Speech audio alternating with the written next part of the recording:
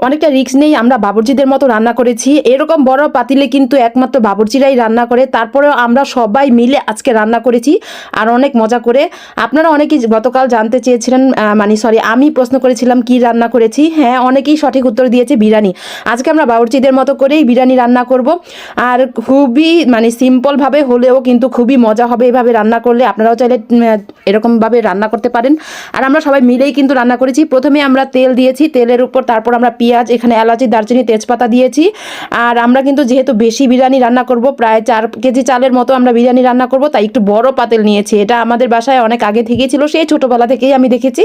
আর যেহেতু আজকে রান্নাটা অনেক মানুষের জন্য করা হবে, বাকি ভিডিওটা কিন্তু আমি পুরোপুরি করতে পরে দিব, কারণ এখন এই ভিডিওটা আমি করতে গিয়ে এডিট করতে গিয়ে আমার অনেক বড় হয়ে গিয়েছে। তাই আমি বাকিটা আমি কাদের জন্য সব কিছু আমরা করেছি সব কিছু পুরোটা কালকে আগামীকালের ভিডিওতে আপনারা অবশ্যই দেখতে পারবেন। তো এদিকে আমি মশলা দিয়ে দিচ্ছি। আমরা বাবুর্চিদের মশলাগুলো, বাবুর্চি যেখানে মশলা বিক্রি করে সেখানে বলেছিলাম যে বাবুর্চিদের মতো করে বিরিয়ানি রান্না করব, সেই মশলাগুলো দিতে। তো ওনারা সেই মাফিকই বিরিয়ানির জন্য মশলা দিয়েছে। আর তারপরে আমরা এখানে এক্সট্রা এলাচি, দারচিনি, তেজপাতা দিয়ে দিয়েছি, আদা রসুন বাটা, জিরা বাটা, সব কিছু টাটকা বাটা দিয়েছি। তারপর আমরা দিয়েছি এখানে ধনে গুঁড়ো, হলুদ মরিচের গুঁড়ো একটু দিয়েছি, এটা কিন্তু বাবুর্চিরা ইউজ করে। কালারটা কিন্তু এখানে খিচুড়ির মতো হবে না, আপনারা পুরো ভিডিওটি অবশ্যই দেখবেন, তাহলেই বুঝবেন। তারপর আমরা দিয়েছি সস। এখানে একটা রাঁধুনি আমরা প্যাকেট মশলা দিয়ে ইউজ করেছি, অর্ধেকটা দিয়েছি, পরে অর্ধেকটা আবার দিব। তারপর আমরা দই দিয়েছি 2টো। এখানে আমরা কিন্তু টক দই ইউজ করিনি, চাইলে আপনারা টক দই ইউজ করতে পারেন, এই দইটা দিলেও কোনো সমস্যা নেই। তারপর আমরা বরবটি দিয়েছি। এই বরবটিটা একদম আমাদের গত সিজনে আমরা ডিপ ফ্রিজে রেখে দিয়েছিলাম, এই বরবটিটা এটা দিয়ে দিয়েছি। আমার কাছে খুবই ভালো লাগে এই সিজনে, কিন্তু বরবটি দিয়ে বিরিয়ানিটা কিন্তু খুবই মজা লাগে। কালারটা কিন্তু এখনই আমার কাছে এত ভালো লাগছে, আর গ্রানটা এত সুন্দর, আমরা যখন রান্না করেছি তখনই অনেক সুন্দর একটা গ্রান ছড়িয়ে পড়েছিল। তারপর আমরা এখানে পোলাওর চালটা ধুয়ে তারপরে দিয়ে দিয়েছি এখানে। তারপর আমরা এখানে এখন ভালো করে এগুলো ভাজা ভাজা করে নেড়ে চেড়ে দিব। যখন একটু কটকট আওয়াজ হবে তখন কিন্তু আমরা পানি দিব।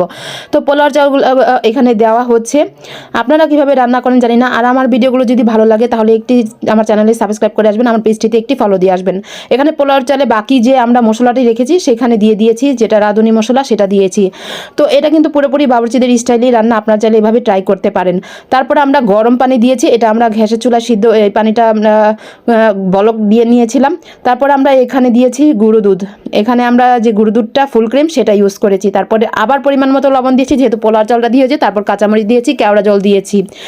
কেওড়া জল দেওয়ার পর তারপর আমরা দিয়েছি অনেকগুলো কিশমিশ। চাইলে আপনারা কিশমিশের বদলে আলু বোখরাও দিতে পারেন। আমি কিশমিশটা দিয়েছি, আলু বোখরা আর লাগবে না এখানে।